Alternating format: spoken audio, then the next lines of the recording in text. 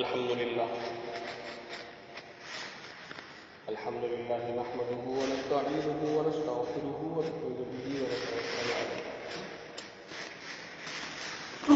ونعوذ بالله من شرور انفسنا ومن سيئات اعمالنا من يهده الله فلا مضل له ومن يضلل فلا هادي له ونشهد ان لا اله الا الله وحده لا شريك له ونشهد أن سيدنا ومولانا محمدا عبده ورسوله أما بعد فقد قال الله تبارك وتعالى في كلامه المجيد أعوذ بالله من الشيطان الرجيم وأوفوا بالعهد إن العهد كان وقال رسول الله صلى الله عليه وسلم المجالس بالأمانة وقال المستشار بالأمانة أو كما قال عليه الصلاة والسلام صدق الله مولانا العظيم وصدق رسوله النبي الكريم عزیزان کرام، آج ہمارا موضوع امانت داری اور دیانتداری کے متعلق ہے اور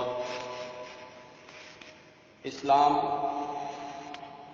اپنے ماننے والوں کو اچھے اخلاق سے مزین ہونے کا حکم فرماتا ہے۔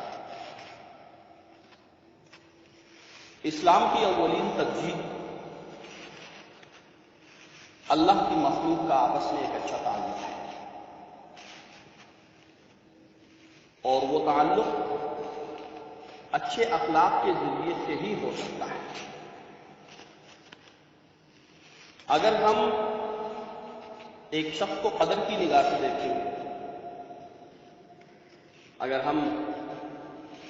کسی شخص کو اس کے حقوق ادا کریں گے، اگر ہم کسی کو اس کا مرتبہ دیں گے تو وہ ضرور ہم سے محبت کرنے لگے گا، اس کے دل میں ضرور ہمارے لیے نرم گوشہ پیدا ہوگا، اور آپس میں محبت کرنا، دلوں میں ایک دوسرے کے لیے نرمی کا پیدا ہونا، یہی معاشرے کے اندر اتفاق و اتحاد لانے کا ایک ذریعہ ہے۔ تو اسلام کہتا ہے کہ اپنے اخلاق کو اچھا کرو، اگر تمہارے اخلاق اچھے ہو جائیں گے تو معاشرے کے باقی لوگ تم سے محبت کرنے لگیں گے اور تم آپس میں یکجان ہو کر کے معاشرے کی ترقی کے لیے کام کر سکتے ہو۔ اعلیٰ اخلاقیات میں سے ایک صفت دیانتداری اور امانت داری بھی ہے، اور یہ دیانت و امانت ایک ایسا وصف ہے جو انسان کو خوبصورت بناتا ہے اور انسان کی ساکھ دوسرے افراد میں بہت نمایاں کرتا ہے۔ انسان کے اگر اخلاق اچھے ہوں تو لوگوں کی نظروں میں اس کا مرتبہ بھی بہت اچھا ہوتا ہے اور لوگ اس سے مل جل کر کے رہنے کی کوشش کرتے ہیں، لیکن جب کسی شخص کے اخلاق اچھے نہ ہوں تو لوگ اس سے دور بھاگنے کی کوشش کرتے ہیں، اور معاشرے میں وہ شخص صندوق اور بدبو کے لقب سے مشہور ہوتا ہے۔ اگر کسی کا اس سے کوئی کام ہو تو بھی وہ کترا کر کے نکل جانا بہتر سمجھتا ہے کہ یہ ایک ایسا شخص ہے کہ یہ ہمیشہ دوسرے انسان کو اپنی زبان سے تکلیف ہی پہنچائے۔ اس لیے اپنے اخلاق کو بہتر بنانا اور دیانتداری اور امانتداری کو قائم کرنا تاکہ معاشرے کے لوگ مل جل کر کے رہیں، یہ بہت ضروری ہے۔ دیانت داری اور امانت داری، عام طور پر لوگوں کے ذہنوں میں دیانت اور امانت مالی معاملات تک محدود ہے۔ اگر کسی سے آپ کہتے ہو یار امانت، تو اس کے ذہن میں جو بات آتی ہے وہ یہ ہوتی ہے کہ بھئی ایک شخص سے دوسرے شخص کے پاس کوئی چیز رکھوائی تو اس چیز کی حفاظت ہونی چاہیے اور ویسے کہ ویسے ہی وہ چیز واپس اس کو لوٹا دینی چاہیے، یہ امانت ہے۔ ٹھیک ہے، یہ بھی امانت ہے، لیکن یہ امانت کا ایک پہلو ہے، یہ امانت اور دیانت کا صرف ایک پہلو ہے۔ امانت اور دیانت کے بہت سارے پہلو ہیں اس کے علاوہ، اور حقیقی مفہوم امانت اور دیانت کا یہ ہے کہ ایک انسان پر جس قسم کا بھی اعتماد کیا جائے اور اس اعتماد کی بدولت اس کو جو بھی ذمہ داری سپرد کی جائے، وہ انسان اس ذمہ داری کو احسن طریقے سے تکمیل تک پہنچائے۔ یہ ہے امانت داری اور دیانت داری کا اصل معنی۔ اب یہ جو میں نے آپ کو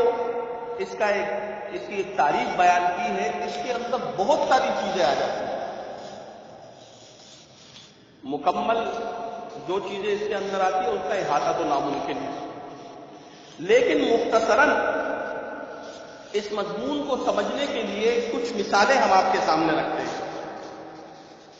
سب سے پہلی چیز جو امانت اور دیانت کے اندر آتی ہے مالی معاملات کے بعد، وہ ہے حلف کی پاسداری۔ مراد اس سے یہ ہے کہ آپ نے کسی ادارے کے ساتھ یا کسی شخص کے ساتھ کوئی معاہدہ کیا، آپ نے اس کے ساتھ ایگریمنٹ سائن کر دیا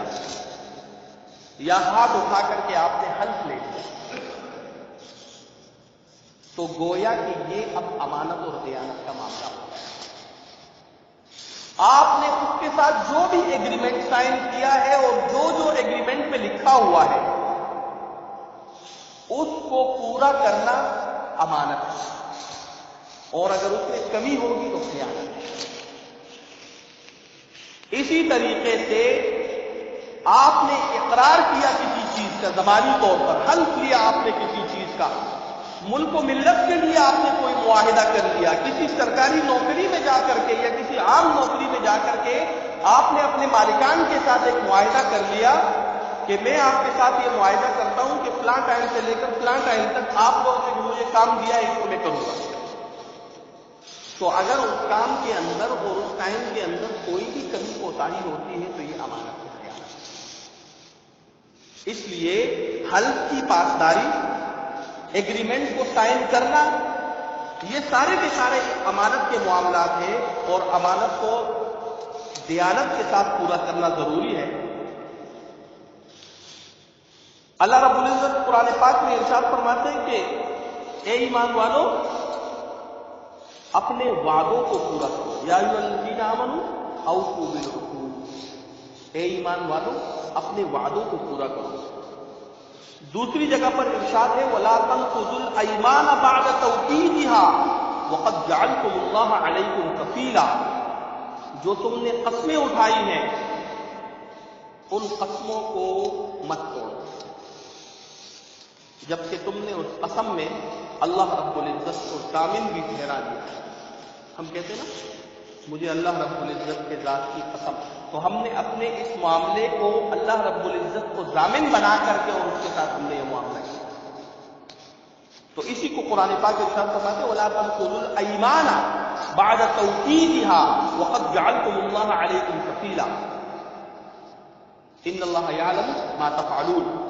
کہ جو تم نے قسمیں اٹھائی ہیں ان کو مضبوط کیا ہے، اللہ رب العزت کو اس میں ضامن ٹھہرا دیا ہے، ان قسموں کو مت توڑو، اور بے شک اللہ رب العزت وہ سب کچھ جانتا ہے جو تم کرتے ہیں۔ اسی طریقے سے اس کا ایک دوسرا پہلو، امانت اور دیانت کا ایک دوسرا پہلو وہ غیر جانبداری کا مظاہرہ کرنا بھی ہے، یعنی کہ اپنے تمام معاملات میں اپنے جذبات، اپنے تعلقات، اپنے عزیز رشتہ داری، اپنی دوستی یاری، ان سب کو ایک طرف رکھنا ہے، اور جو حق اور سچ بات قانون کے مطابق ہے اس پر عمل کرنا ہے۔ اس کی میں آپ کو ایک چھوٹی سی مثال دیتا ہوں۔ الیکشن آتا ہے، الیکشن میں ہم منتخب کرتے ہیں کسی امیدوار کو اپنے ووٹ کے ذریعے سے۔ تو آج کل کیا ہوتا ہے کہ آج کل ہر شخص یہ دیکھتا ہے کہ کون سا کینڈیڈیٹ میرا زیادہ اچھا ہو،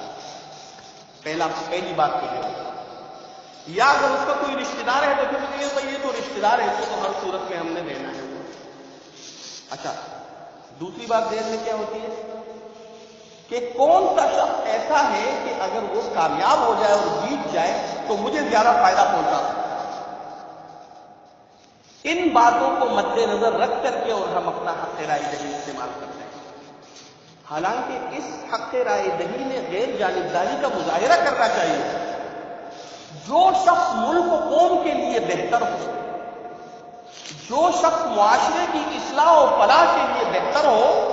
چاہے اس کو ہم جانتے ہو یا نہ جانتے ہو، چاہے وہ ہمیں فائدہ پہنچا سکتا ہو یا نہ پہنچا سکتا ہو ذاتی طور پر، لیکن اگر معاشرے کے لیے ایک اچھا ہے، ملک و قوم کے لیے اچھا ہے، ہم سمجھتے ہیں کہ یہ ملک کی بھلائی کر سکتا ہے، ملک کے عوام کے ساتھ بھلائی کر سکتا ہے، کوئی فائدہ پہنچا سکتا ہے، تو وہاں پر اپنا حق رائے استعمال کرنا چاہیے۔ تو غیر جانبداری کا مظاہرہ کرنا، تمام معاملات میں اپنے جذبات، اپنے تعلقات، اپنی رشتہ داری، اپنی دوستی یاری، ان سب کو ایک طرف رکھتے ہوئے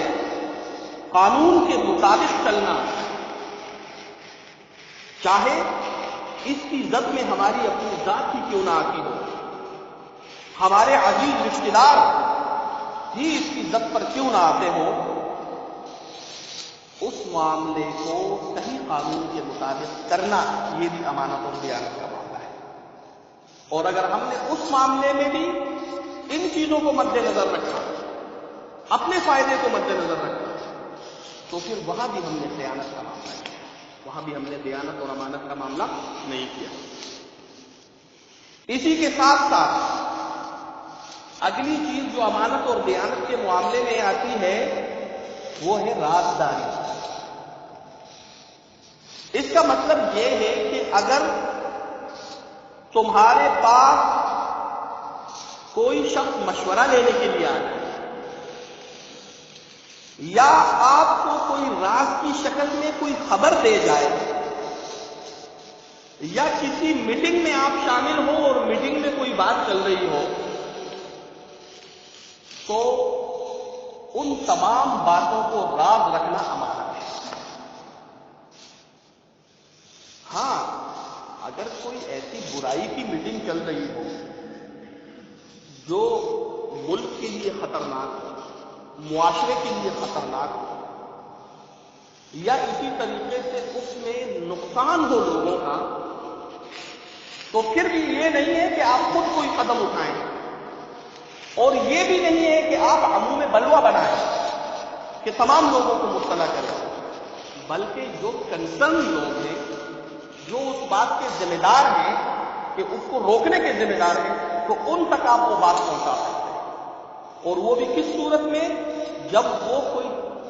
کوئی غلط قسم کا اس میں فیصلہ کیا جا رہا ہو، یا کوئی غلط قسم کے لوگ فیصلہ کر رہے ہو اور آپ کے پاس اس کی خبر پہنچ جائے۔ ادروائز ہر معاملے میں ہر وہ بات جو آپ کو پتا چلے